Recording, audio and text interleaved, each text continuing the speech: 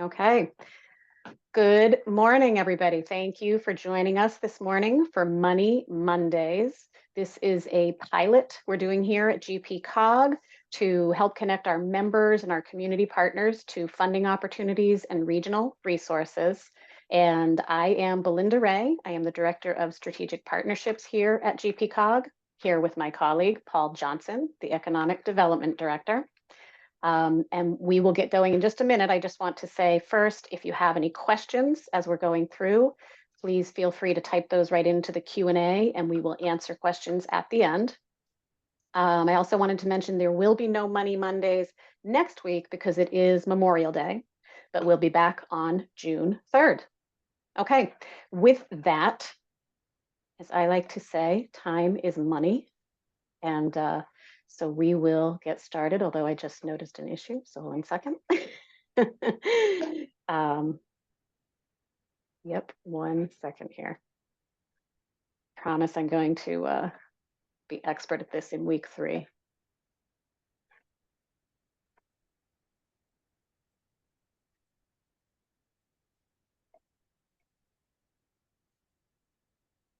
All right, here we go.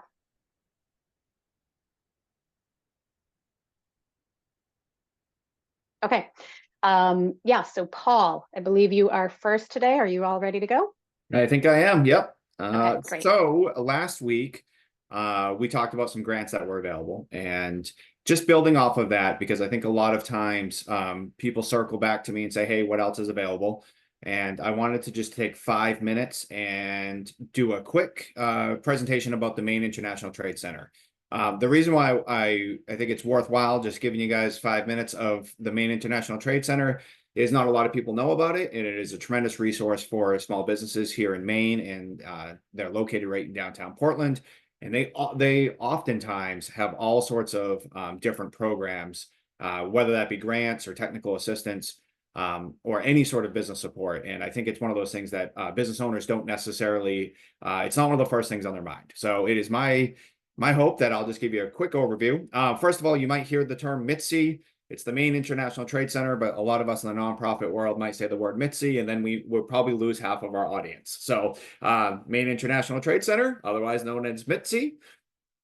They really hone in on these. Go ahead. Yeah, that's perfect, Belinda. They really hone in on these 9 different industries. So if you have any businesses in your town that are in one of these 9 industries, the Maine International Trade Center can help them and service them and give them support. Right now, they actually have grants that are directly related to the couple of grants I've been managing. So if somebody has missed the deadline or they even are looking for more funding, I'm not an expert on the grants that they are offering. That's why I'm doing this. I just want to throw the resource out there.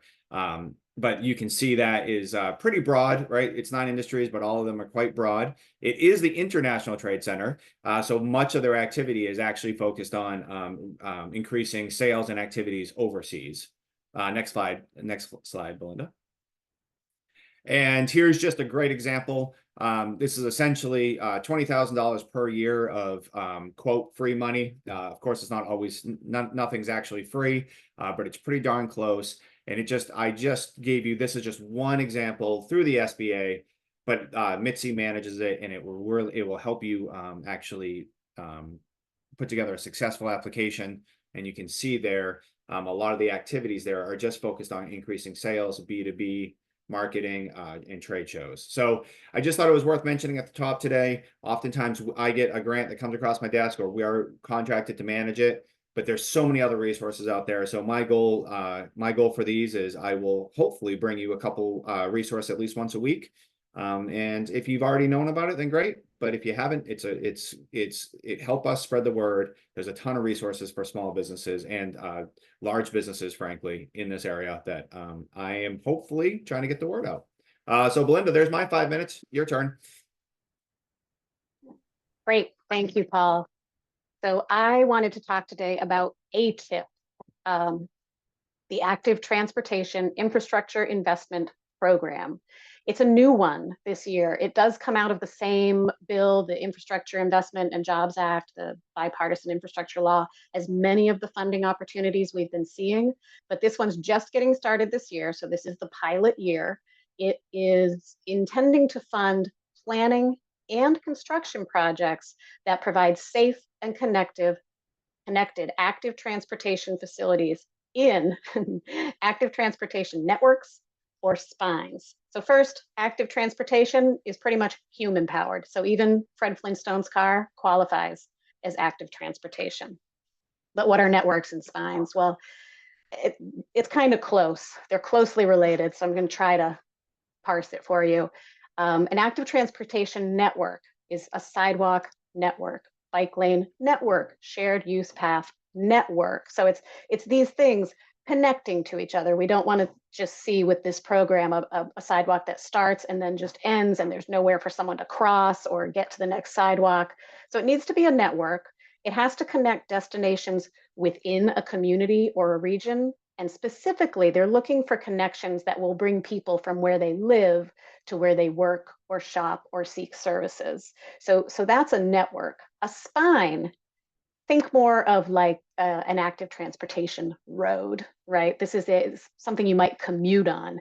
It can be sidewalks, it can be bikes, trails, rail trails, walking paths, but it should connect more than two or more communities.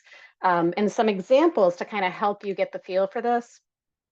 An active transportation network, a lot of the trails and pathways that Portland Trails does in and around the Portland area, those are part of an active transportation network. So this one, the Eastern Prom Trail, can take people from their neighborhood in East Deering to Portland's downtown. So it's connecting them to jobs and shopping and medical offices and restaurants.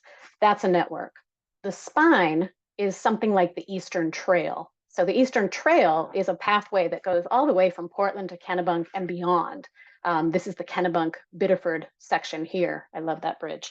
So that's the difference. And if you decide to go for this, there's more in the grant, in the opportunity announcement to kind of help you understand that. So what it funds, there are two pots of money, two separate applications. They're very closely related. The construction one is a bit more involved than the planning one. For planning, it's everything you need to do to kind of get a project started, ready to go, from concept, engagement and outreach to try to figure out what does the community want here, how do we connect these things, designing, planning studies, early preliminary engineering. And then construction, the construction grant is that you have this project and it's pretty close to ready to go. You might need to do the final engineering. You might need to acquire property, do site work, surveys, actual construction. So those are the two pots of money. Who is eligible? Well, municipalities. I would probably not bring anything here that municipalities are not eligible for. Also counties and states and groups together. And here are some key program features. So for a planning project, the minimum amount is 100,000. They won't fund a project that's 8,000, 50,000. They want it to be at least 100,000, maximum 2 million. And for construction, there's a minimum of 15 million, but there is no maximum. There is a cost share. So if you apply for this, you do need to be able to come up with at least 20% of the project costs, and some of that can be in kind. The period of performance is different for planning and construction. So if you get this award, from the time you sign the agreement and are finally eligible to start drawing down funds, you have 2 years to complete a planning project. You have 5 years to complete a construction project. Now, the deadline to get this grant in is roughly 4 weeks and 15 hours from now, but it is doable. It's a robust application, but it is doable in 4 weeks, especially if you have some ideas in your community about things that you're trying to connect. The overall pot of money they have to give away this year is 44.5 million. So they expect to fund a couple of construction projects. So maybe 35 of this million is going into construction and many planning. So there is an opportunity to get this money. And if you decide you want to go for it, here are some places where you can get more information. The website for the grant, and they have already had some webinars. Those are all recorded. There's an FAQ up there. So there's a lot of information there for you. And that is what I have for you today. So I will stop sharing and we will check to see if we have any questions. And feel free to type any questions into the Q&A. And of course, if the questions don't hit you right now and they hit you later, feel free to follow up with either me or Paul, depending on which opportunity. And I will say again, this is a webinar we are piloting here at GPCOG, hoping to be able to connect our members and our community partners with funding opportunities and regional resources. We'll be here each Monday, except not next Monday, because that's Memorial Day. But then we'll get right back with you on June 3rd. Thank you, everyone, for spending your early Monday morning with us. And I hope you have a great week.